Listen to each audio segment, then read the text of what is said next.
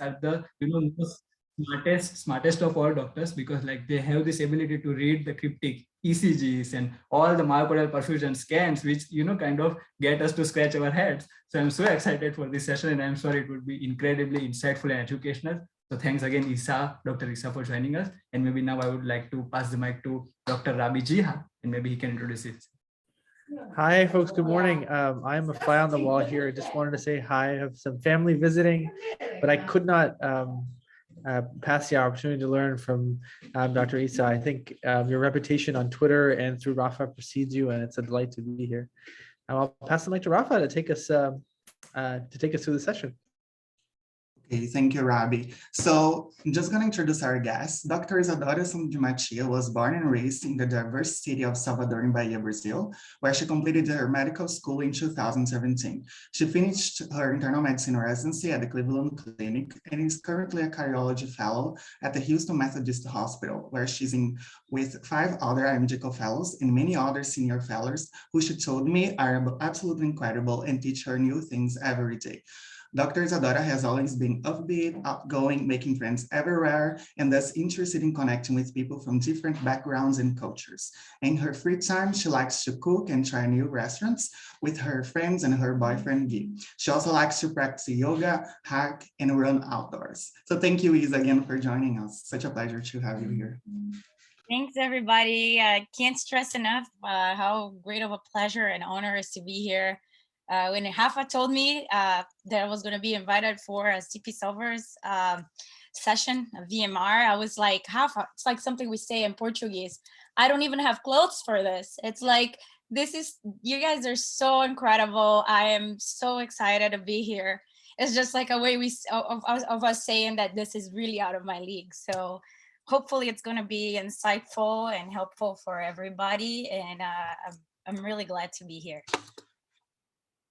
Oh, Dr. Isa, believe me, you are in your league here for sure. Okay, so now we're gonna start asking our questions. And first, what were the reasons that made you want to come to the USA? Thanks for this question. I honestly get this question asked me quite a lot, and it's very hard to point one thing. And I had a few experiences back in the past 7 years. In 2014, I had the opportunity to do a scholarship study program at UC San Diego. And during my free time, I was like, I'm here, I'm studying all these college type classes, and I want to observe in the hospital. So I encountered one of my lifetime mentors, Dr. John Lane, which is a surgeon at UCSD. And I used to, after hours, I would go there, observe his surgeries and observe his clinics. And I didn't even know what I wanted to do, but I just wanted to know more, learn more, and have all these experiences. And I was very amazed about the way teaching is handled in the United States institutions, and how concerned are the physicians and attendings about the way we teach residents and fellows and medical students, of course. And that really amazed me. I started to feel that I wanted to train in a place like this. So, and also I really enjoyed the lifestyle of living in a country that has people from all over the globe, where I could make friends from every country. And that was something that really drove me to try to have this experience. So when I came back, I immediately started studying for the USMLEs, and luckily got a position at Cleveland Clinic. And I can't stress enough how lucky I was in my journey. So that's a little bit of why. Incredible, Isa. And I can testify that because we were talking in the back room about different delicacies from all around the world. So you see how much of a cultural different background we have in the US, which is awesome. So please go next, Andrea. Yes, the next question is, as an IMG and now a fellow, which piece of advice would you give for students who want to succeed in a clerkship or observership in the US? Thanks, Andrea. So recently, one of my program director here at Methodist said something that to me makes a lot of sense to the answer to this question. So remember the 3 A's: be available, be affable, and be able. So you have to arrive early, stay late, be very observative of your needs of your team. So you go in the morning, you have to see what your senior resident needs, what your intern needs, what your attending needs, everybody in the team, and just be helpful, be there for them. I feel like also something very important is have an idea. I know that you're not going to be carrying all the list of the patients, but at least like be aware of what's going on, big picture for each one, and always offer help. If you're an observer, it's very hard to do a lot of things because you're not going to be able to do anything in the patient care world. But even if you offer to call a consultant, even if you offer to get medical records from another hospital, these things go a long way in a busy day. And I've worked with observers before, and I can see the difference between who really offers help and who really is there and not doing a lot. I think that be kind to everybody, regardless of their ability to write you a letter or not. Just be kind is a rule for life. And in terms of the be able part, is study all your patient cases and make good remarks, teaching comments. And a good piece of advice for that, I would say, is be aware of the learning gaps of the patient care in your team. Let's say there is a patient where we are not sure whether we'll have to bridge anticoagulation. So look that up, see what's the evidence, and next day arrive there and I think that we have to bridge this patient, or I think we don't have to because I found this and that. So like small pieces of teaching points, guideline based, evidence based. These are very important things. Or let's say, how long should I treat this patient for pericarditis when they leave the hospital? These things that sometimes we forget the guidelines, or sometimes we don't know what profile of patient is that. If you bring up that piece of educational session, it's very helpful for the team, and you're going to shine for sure. And you can, another option is like, if you feel like you didn't have opportunity to show your clinical knowledge, ask to give a session, like see which day of the week the team is less busy, and just say like, I want to do a 30-minute session on, I don't know, a diagnosis of heart failure, something like that. And ask for feedback all the time. Ask for feedback, because that's the way where you can see if you're doing things wrong, if you're doing things right, and how to change it. So this is something that we were discussing before with Dr. Isa, like, at least in my personal experience here in Brazil, I feel like we don't have like this culture of feedback that is such strong like we have in the USA. So maybe Isa can talk a little bit on that. Like, for example, I, being a Brazilian going to the US for the first time, is it normal for like, oh, could you please give me feedback if I'm doing my rounds correctly? How does that work for you, Isa? So I think there are several different ways of getting feedback. One of them is just by observing the reactions of the team and like being very observant of your surroundings. And there is official feedback. I think that official feedback is something that you should do mid-rotation and end rotation. But there's daily feedbacks on things, like let's say, Rafa, you're going to come here for the first time. You're probably, I mean, you're in CPS, so I'm pretty sure you're going to rock all your presentations. But let's say you're not very familiar with the style of US SOAP type presentations, which I wasn't. And you just come here and it's your first day, you're going to present your patients. Let's say you tell your attending like, hi, Dr. So-and-so, I am, this is going to be my first time presenting in the US, and I, as a clerkship student, and I really want your feedback on my presentation so I can work on them and make it to the standard of the SOAP presentations. So you will give your presentations, you will give your best, and they will tell you what you're doing right or wrong. So this is one way. I think that mid rotation is also very important. Like, can you tell me 3 things I'm doing right, 3 things I'm doing wrong? Just like small, concise. Of course, you're not going to be every day like, oh, can you give me feedback? Can you give me feedback? No, but it's something that you have to be open for, and you have to think about it as something that's going to make you grow. I was very, very, very scared of feedback. If somebody said to me the word feedback, I would just run to a bathroom and lock the door so they can forget that they wanted to give me feedback, because I just thought about it as criticism. I didn't think about it as something that would make me grow. And nowadays, it's something that I look for, something that I want in all my relationships, you know, like not only my professional, but even like my personal relationships.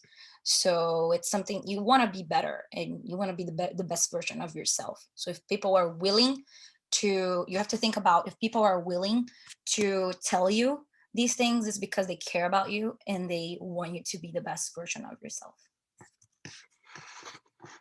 Just incredible. Thank you. So please move next, Kirtan. Yes, and actually, I just wanted to comment on what you and Dr. Isa discussed, that when in fact I went previous year to Mayo Clinic for my first rotation, I was also, worried that how it will go. But all the residents and fellows were so nice that they were, more than happy to tell me that, Kirtan, if you are not comfortable presenting the case directly to attending on your first day, then please present it to us first, and then we can go to the attending. And so during that presentation for brief 15 minutes, they can tell me that this is how you should present. This is something that you can improve upon. So they were so nice that I never came up with their idea. They actually suggested me that you should do this. So people are so nice there. So thank you for resonating that, Dr. Isa. And my next question is that, as we know that when you are applying for US residency as IMG applicant, the ERAS application is very, very crucial, because it is how everything culminates. And the personal statement is one part which everyone is not aware of, especially from those countries where personal statement is not seen usually. So how to draft personal statement, and what are some of the aspects that can make personal statement, kind of stand you out, make you unique, because that is very crucial in application process. So can you shed some light on that, Dr. Isa, about personal statement? Absolutely. Personal statements, I think it's a very important part, and sometimes understated, underrated part of our applications. And I think that one of the biggest mistakes is to think that you're going to sit and write this personal statement in one night and you're going to be done with it, because you're talking about yourself. Like, okay, I know me, I'm going to just sit and write. No, you have to prepare. And it's something that in the rush of the first few months before your application, you're going to be so worried about your letters. You're going to be so worried about like making sure you know well all your research to talk about, that you're going to be too stressed to write a good personal statement. So prepare early. Find what drives you on a daily basis. Find who you are and who you want to showcase. If you have, like, I know you have a lot of qualities, but just pick 2 or 3 qualities that you want to showcase about yourself and focus on them and give examples. Because a lot of times on personal statements, we try to tell stories about people that say more about the people than about us, right? Like we tell a story about a patient that we cared for that was very sick, but that tells nothing about you if you don't put yourself in the equation and why that patient situation moved you and why do you want to talk about it today. So a piece of advice that I always give is to try to keep a diary of special moments of your life that really kind of show who you are and what do you want to become.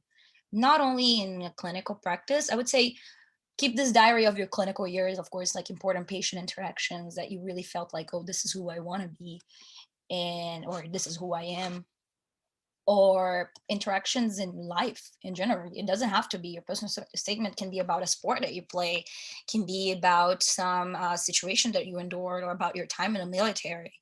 But just make sure that you have examples that show who you are and who you want the programs to know about, because that's not going to be in your CV, and that's your chance to show them that you're a hard worker, that you're resilient, that you have incredible experience that others may not have. And in the end of the day is just what makes your heart flutter, paraphrasing my cardio nerds friends. Yes, that's really helpful. Yeah. One very important thing, and Dr. Gallo, if you're there, I know you're listening, ask native speakers to proofread your personal statement. I can't stress enough. I consider myself fluent in English. even my fellowship personal statement was read by several native speakers, because it's not only the grammar, but it's the way, like sometimes we use words that are not so used in English, and you want it to flow well. So ask at least 2 people to proofread it.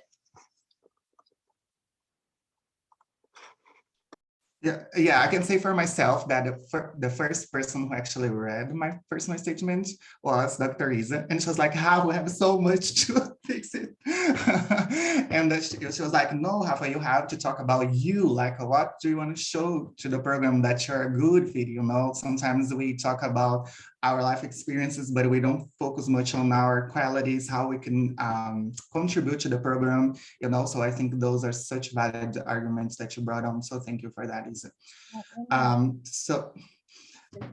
Just commenting on what you just said. And I think that at least like for us Brazilians, we have this culture that we think that if we talk about ourselves, people are gonna think that we are, oh my God, I think I'm the best. Like, how can I even say that? I don't even know a word in English for that. But like, you think that like self-promotion. Yeah, like self-promotion sort of thing. Full of yourself.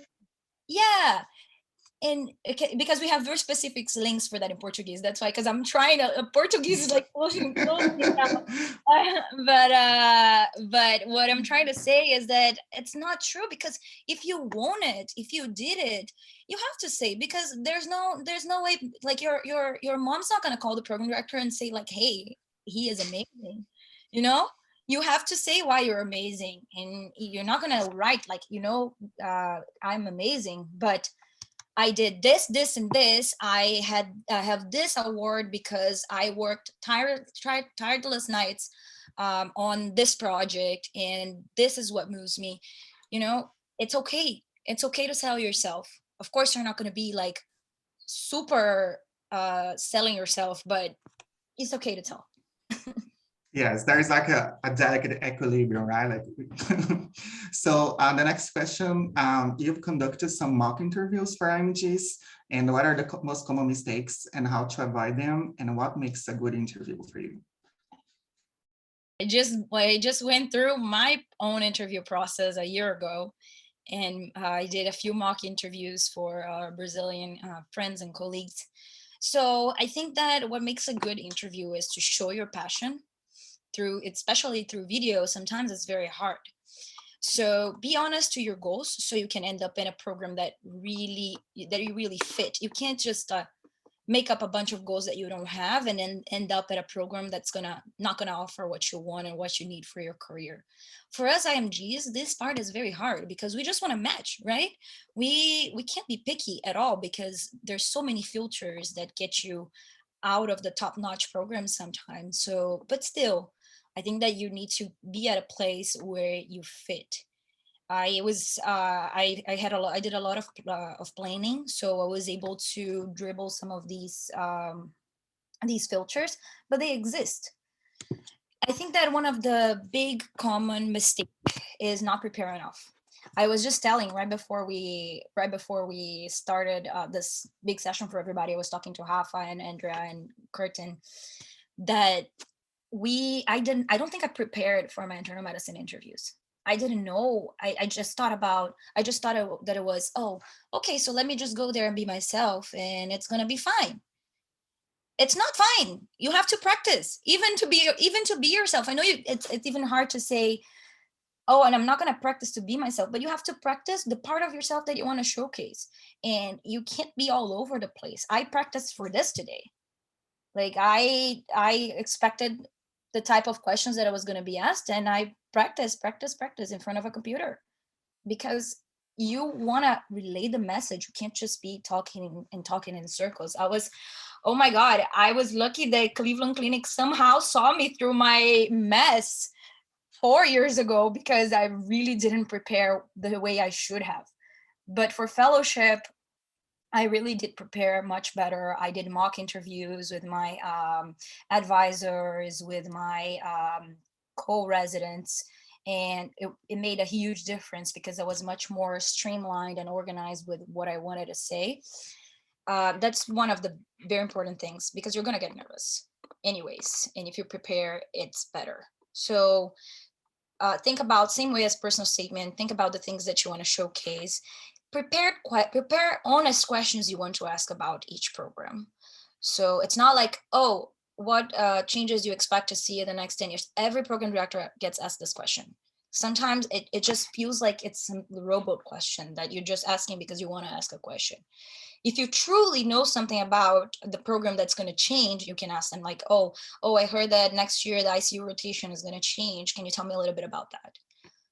Ask honest questions that show that you researched the program, that you're interested in the program. In terms of the behavioral questions, practice the most common ones. And some advice I always give is have like 3 or 4 answers for the most common behavioral questions and try to apply them to different questions as much as you can, because you can reply to different questions with similar situations. Does that make sense? And there is something I always say, which is the STAR method. I don't know if you're familiar with, but for all the behavioral questions, you're going to tell a situation. What was the situation that happened? Like set the stage. You're going to tell them the action, like what you did to overcome the situation. And you're going to tell the result, what happened after what you did that resolved the situation. So if you apply this to all of these questions, you're going to have very complete answers about how you handle these situations. One last piece of advice about your research. It's very common for us to somebody asks you a broad question, tell me about your research. It's very common for us to just start reading our CVs. No, you shouldn't do that, because these people have access to your CV. This is the time to show your passion, show what drives you, show why you did that research, what you found, and why is this important to you. So for example, I did research in gender differences in aortic regurgitation. And I was very passionate about the results we found, because those can potentially change guidelines for women in the future. So instead of just reciting all of the things I did during my fellowship, I focused on this project. I told them what we were looking for. What did I do to collect the data? So like I was using a software, it was like a cardiac MRI software, and what we found and what are the next steps and why I'm so excited about this. And I used the opportunity also to talk about my relationship with my mentor, who was incredible to me. So much you can tell that is not in your CV just by answering a broad question. So use that in your favor.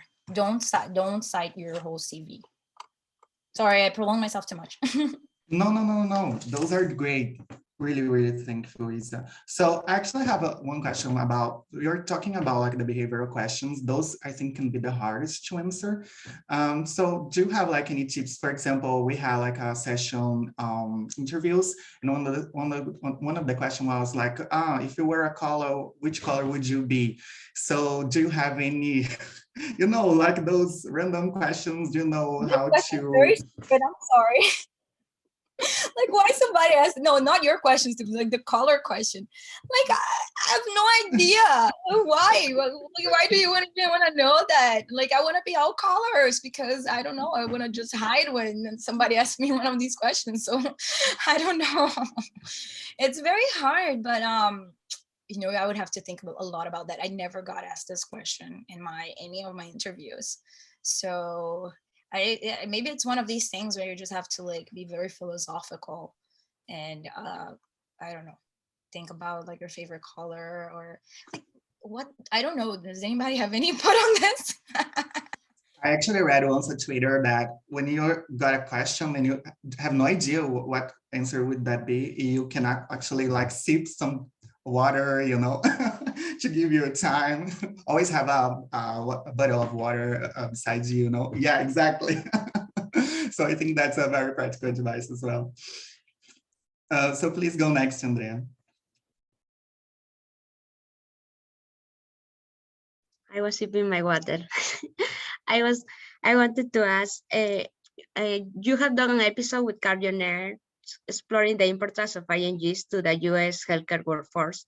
Could you talk about why IMGs are needed and how the US organizations can support them? Absolutely. It was a lot of fun to do that episode. Also, let me tell you a side story. When I was doing that episode, I had like a huge, massive accident of like a water in my sink of my bathroom in my old apartment, and my whole apartment was falling apart while I was there talking to Dr. Zogby, the chair of my future program. And it was just insane because I had to like keep, like Titanic, when you're just like there playing the instruments and the world is falling apart. That was me. But anyways, let's go to the question. So the US is a very diverse country. We have patients from every every cultural background and every ethnical background. And I think representation matters. And if you have such a diverse country, you need a diverse workforce. So that's point one. And you need that for good trust, for good medical care. And I think that also it's key to have people from everywhere, to have a fruitful, thriving work environment, people with different opinions. And this is the way we grow. We have to work in the same place.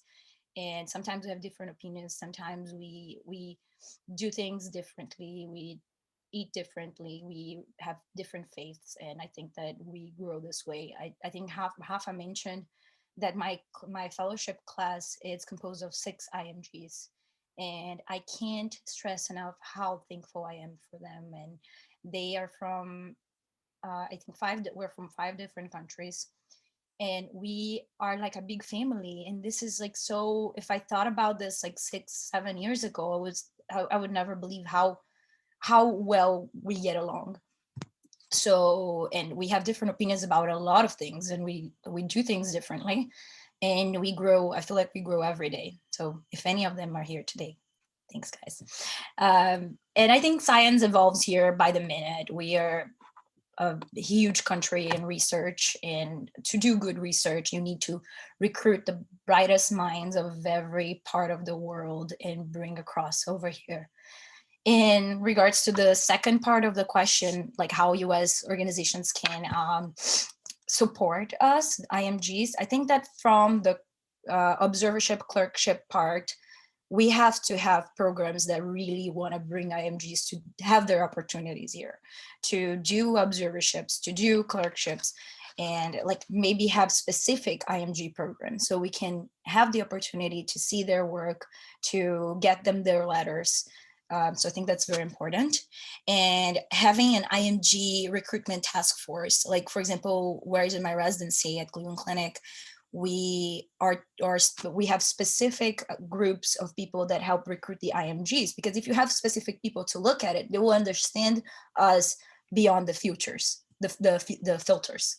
We are so many times we get filtered by scores, we get filtered by years of graduation, and there's nobody to tell that, oh, I have 3 years passed since my graduation because I spent 3 years in the military, or because I didn't have the money to pay for the USMLEs and I had to work to pay for my tests in order to come here, and I was doing clinical work for all this time. So if we don't have people that know the process, know how hard it is for us IMGs to come here and to look to us behind those filters. I keep saying future, it's filter. I think if we have these people to look, we're gonna have a much better recruitment success. So I think that those are very important ways of how the US organizations can support us. Yeah, I think we also have to remember that these days the currency is working against us because the dollar is so much higher than the reais, for example, or the pesos or any other currencies. So it's really hard for us like to get enough money to do like clerk or to just buy, because even the fees are more expensive for IMGs. For example, I was talking with Dr. Isa about programs that cost like $5,000, $10,000. And oh my God, it's such a huge amount of money for us. Like you can buy a car here in Brazil with that money, right? Exactly. So, And like I don't see a reason. Why do you have to put the fees higher for IMGs? Why do you have to make it more difficult? You have to make it easier, because we can come here and show that we fit, and show that we're gonna just make the program better. Exactly. Awesome. Thank you, Isa. Rafa, you muted yourself. Sorry. Maybe you can go next, Kirtan, then.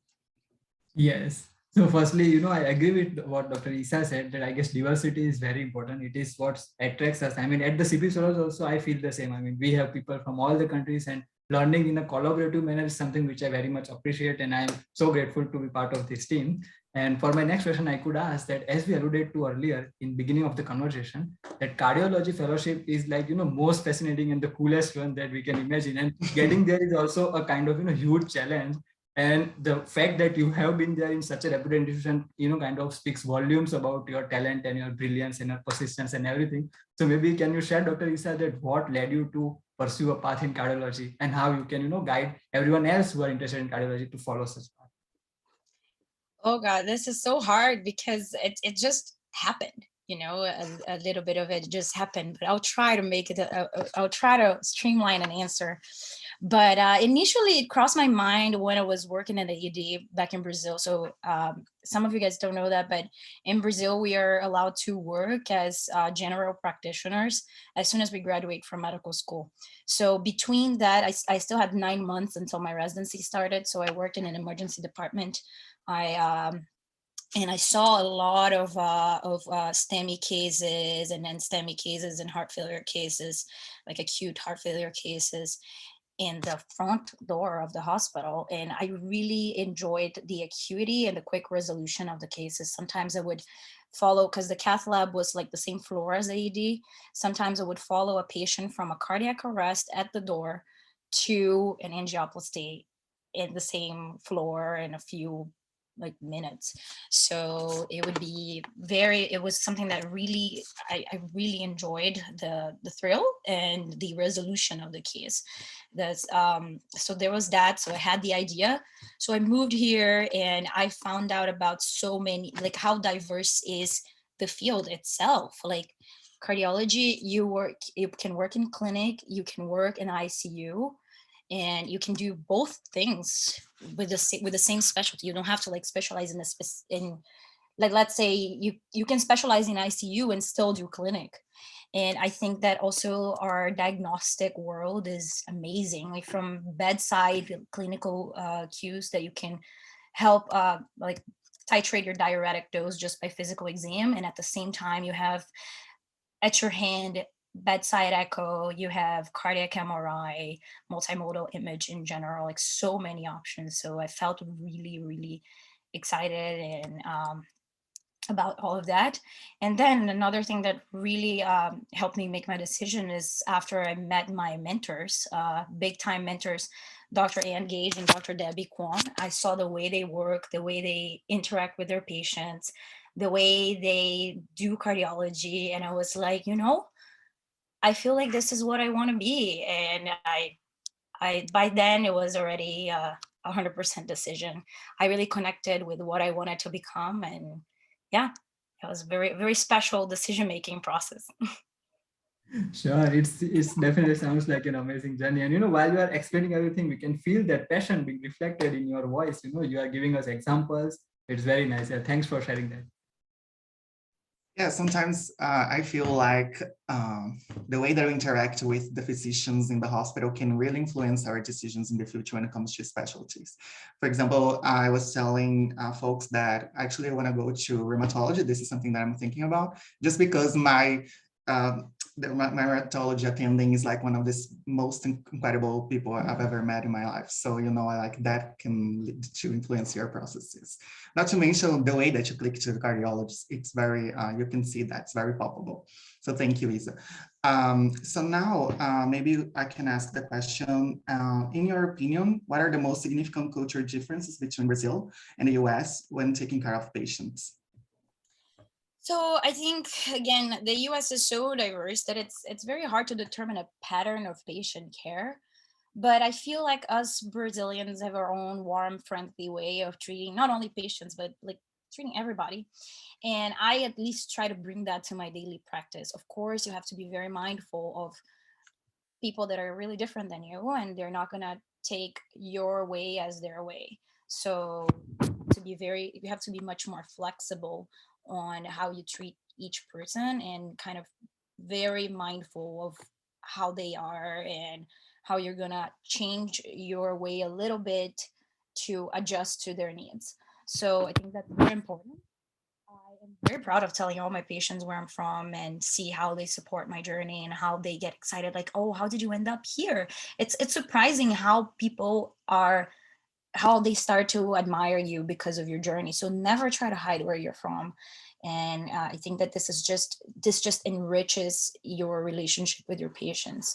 I think that another significant cultural difference is that in the US, I feel like our patients are more likely to come from different backgrounds than yours, because the country is so diverse and there's so many people from everywhere, and even from another state. Like, let's say you're practicing in Houston and you have a patient from California or from New York or from Midwest. Their culture is different, the way they see things and they see medical care is different. So you have to be very vigilant. And in Brazil, it's a more like unified, like we do have our differences in between our Brazilian states, but I feel like it's much more unified the way we do patient care. So we don't feel that difference that much. And a culture, I think that the culture of asking for help also, like in Brazil, we're always so scared of asking for help, and I don't know why. Like, we feel like we're gonna be seen as less than what we are if we ask for help. And here is just, if you don't ask for help and something goes wrong, you're really in trouble. Yeah, this is something that I was talking, right? Like how here in Brazil we don't have this culture of asking for feedback or asking for help, because sometimes I feel like we're being in the way of someone else, you know. And so, for example, when I was talking with Dr. Gallo once, she was like, "Oh, but you have so many great friends from the US that can review your CV." I was like, "Oh, but if I ask them, wouldn't they feel like being, I don't know, lazy or being a burden for them, you know?" So yeah, I think it's a great practical advice. Thank you, Isa. So maybe now you can go next on there. Yeah, I was wondering, this is an hypothetical question. If you could go back in time and give a piece of advice to your younger self, what would you say?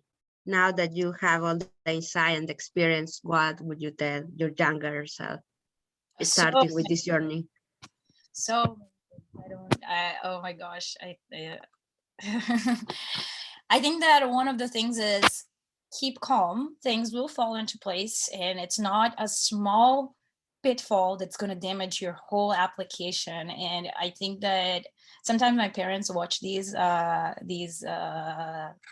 talks, and I'm pretty sure they're dropping a big laugh right now, because me 5 years ago doing my clerkships, and there was a situation where I found out that it was a consults rotation. It was one of my electives in the US. Oh, sorry, we can't hear you, doctor.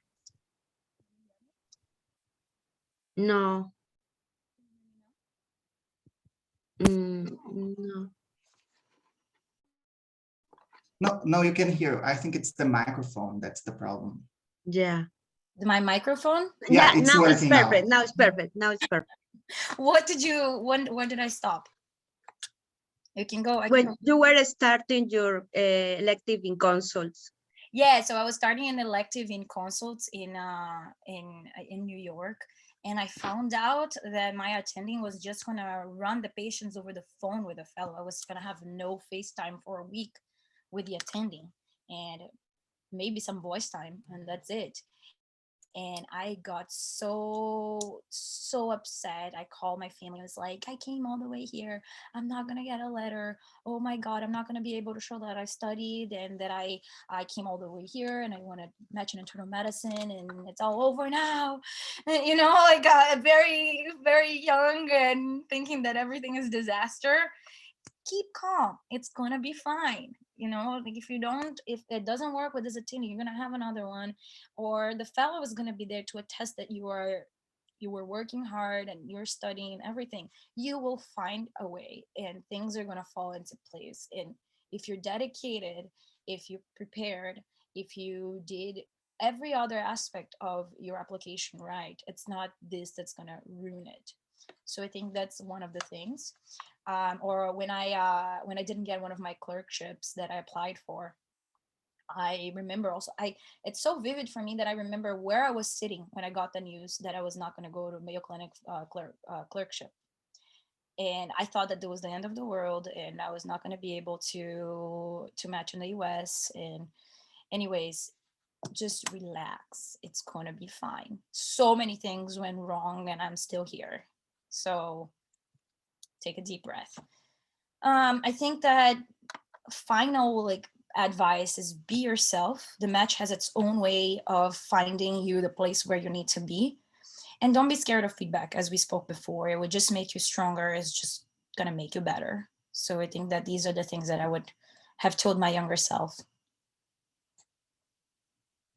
Yeah, sometimes we feel like there's this linear path, and like the journey is not linear, right? Like sometimes we have to do this and that. I see that, for example, many IMGs, sometimes they don't have like the scars that they wanted to have, but you can strengthen your application in other ways as well, right? So I think this is good to remember. So maybe that was the last question. So maybe Rabi wants to do any final reflection. And if anybody has other questions, please go ahead and type them in the chat. I'll be happy to answer. Yeah, no, I don't. I'm sitting here and I'm taking notes, scribbling them down. And I think that what I'm most struck by is just how authentic you are, Dr. Isa. I think we get to see a person and a doctor, and I also appreciate your.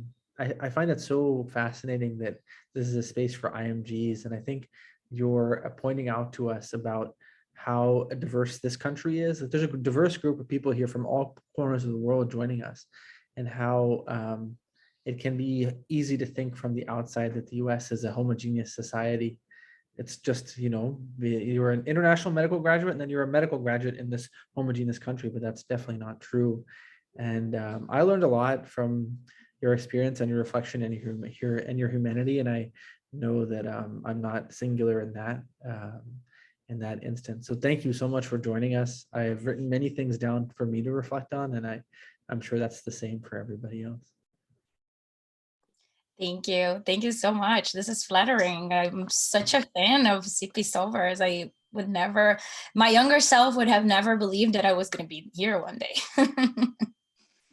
We actually have a question from Lara. Isa, as an IMG, did you experience any situation of racism during residency? Not really. I think that I've experienced, and I mean, I have, how can I don't, it's even uncomfortable for me to say no to this answer, but I think that in many ways I am somewhat, I'm not like targeted by most of the population that expresses racism, and I try every day to decrease any sort of unconscious bias in the group surrounding me. I've been lucky in this sense, and I can say lucky. But I feel like most of what I've experienced is much more because I'm a woman than because of any kind of racial target or because I'm Brazilian at all. So I think that we as women and as people everywhere, we need to support each other, and we need to be very vigilant about specific situations where we can suffer unconscious and conscious bias for being minorities anywhere.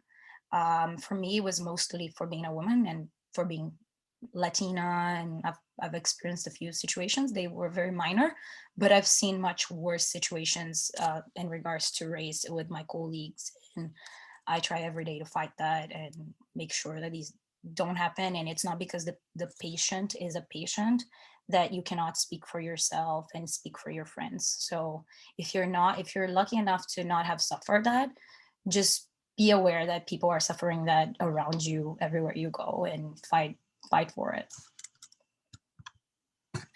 Incredible, Isa. Thank you. Thank you for your advocacy. Thank you for your honest answer.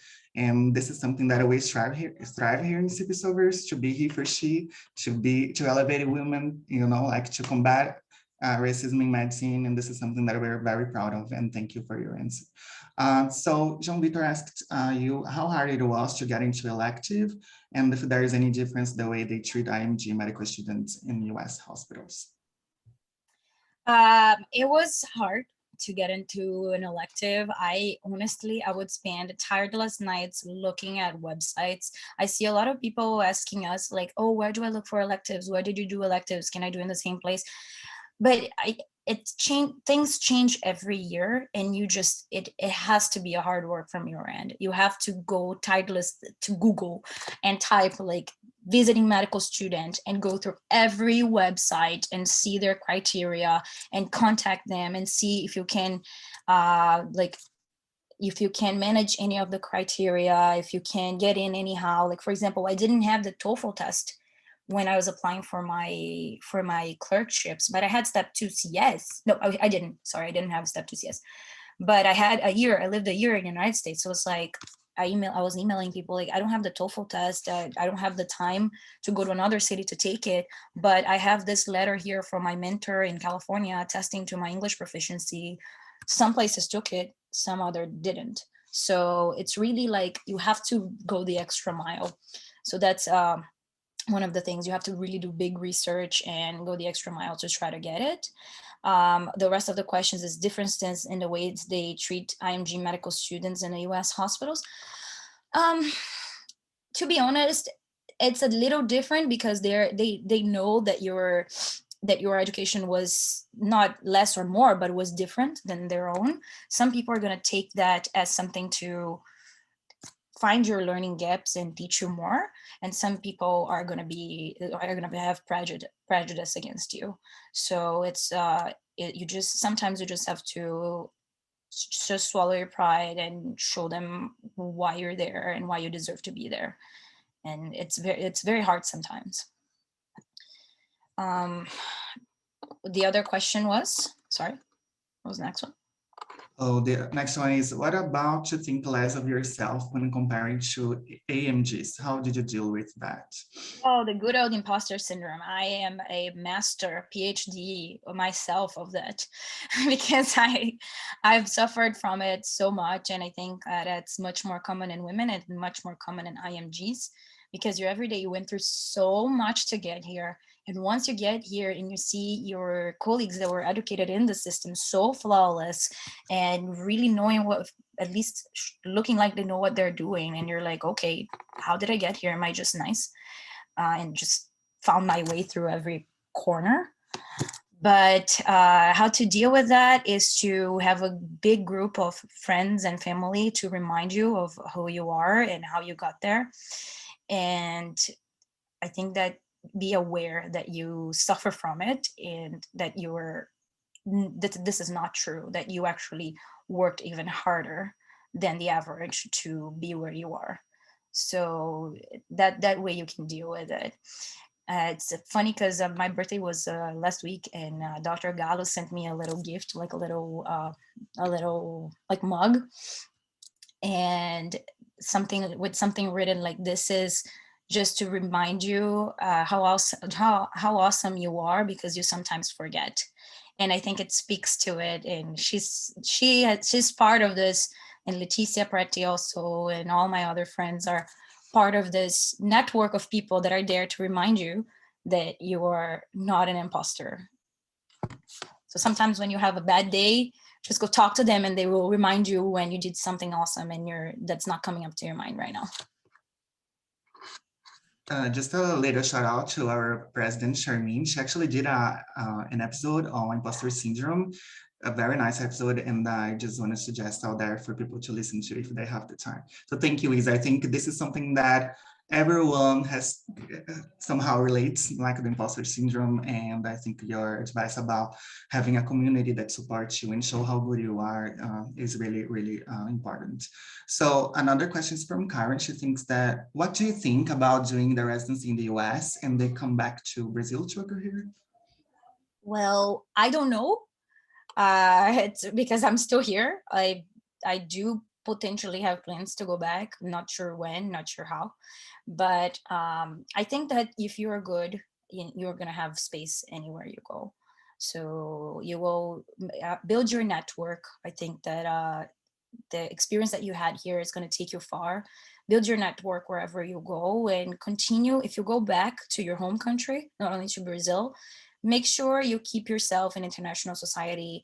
Make sure you keep your, let's say in my case, like keep yourself active in ACC, ASE, and develop education. Because if you do that, not only you're gonna keep yourself updated and do the best for your patients, but if you have students following you, you're gonna be able to help them follow your paths and have a brilliant career. So I think that these things are very important. I don't know how it is like the market in Brazil and how to insert yourself. I think I'm going to be learning more about this in the couple of years to come. But I think that if you're a hard worker and if you're continuing to build your network and stay active in the academic society, you're going to be successful. Thank you. The next question is with Rohan, and he says, "Hi, Isa, when did you do your research for residency? And was it during medical school or did you take a gap year for research? And also would love to hear from you about how to get a publication doing a clerical observership." So my research, I didn't do much research in my medical school, but I started doing some research when I did my year abroad at UCSD, because I had like this vacation months that I could take an academic training somewhere. So I traveled to Boston and I was able to do like a research internship for a few years, and that got me a good experience and some publications. It's very hard to do international research being in an academic institution in another country sometimes. And I think that the best way to try to get it done is by connecting with people that are here. So let's say you know someone that is from your country, or it doesn't have to be from your country, but it's just easier if it is. Just the communication is easier, and reaching out and say like, hey, I have this research idea. Can we do a meta-analysis together? Can we do something that you can do from distance? And it has to be, it has to come from you, and you have to have an idea, because that makes it easier to put it together. Or even just write something like, you know, I have this case report, can you help me get it published?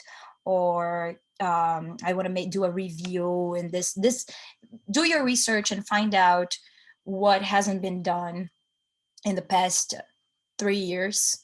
Like let's say one example, like DAPT medications for dual antiplatelet therapy strategies and duration. So you want to do a meta-analysis on that and just go to somebody that you know publishes a lot on that field and reach out to them and say like, hey, can you help me? Or do you know somebody that can? And most of the times people are going to be very open, and if they don't have the time to mentor you on that, they'll find somebody who can.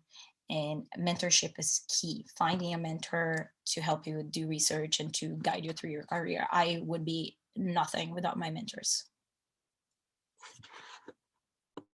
To stand on giant shoulders, right? Yeah. Like, I think one of them is here.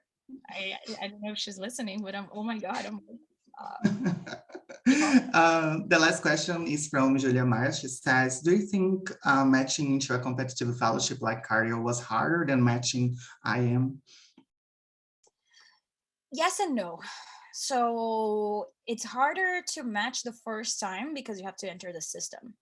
So you have to, people don't know you. You have your letters, you have to come from another country to do interviews. Sometimes you're jet lagged and flying from a city to another when interviews were still in person, like they were for me and for internal medicine.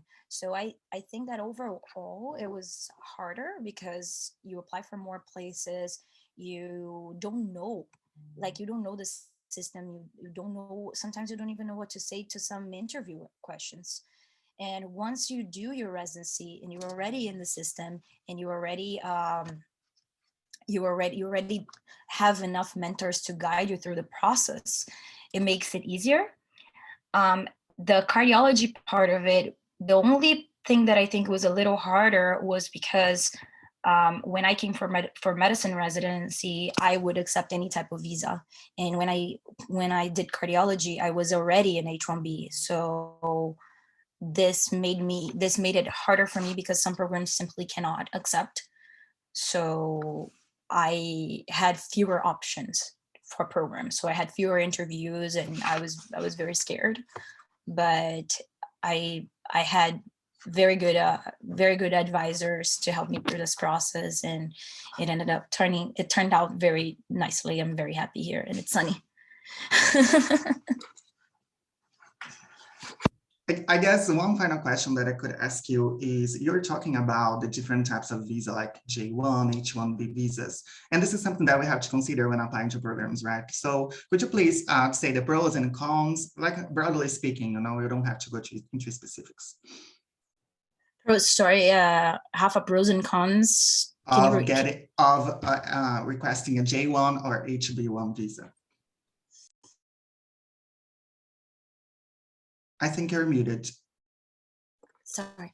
It's hard to say pros and cons. Actually, it's not. Let me think about it.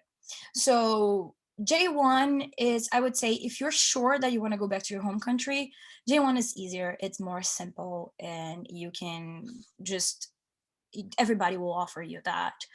It's a no-brainer. If you don't know, like I didn't when I was applying, H1B is better because you don't have the 2-year home requirements. You don't have to mandatorily go home or try to figure out a waiver. So if you think about staying, do the H1B for sure. And if it even crosses your mind staying, do the H1B, or if it's easier for you. Con about the H1B, sometimes I think it's more expensive, if I can recall, because there are more fees related to it. And also it's only 6 years. So you can only renew it for a total of 6 years. So let's say I am finishing cardiology. If I want to do an advanced fellowship, I will have to either get a green card or another option. So, or maybe work for a couple of years until I get a green card and then apply for advanced fellowship.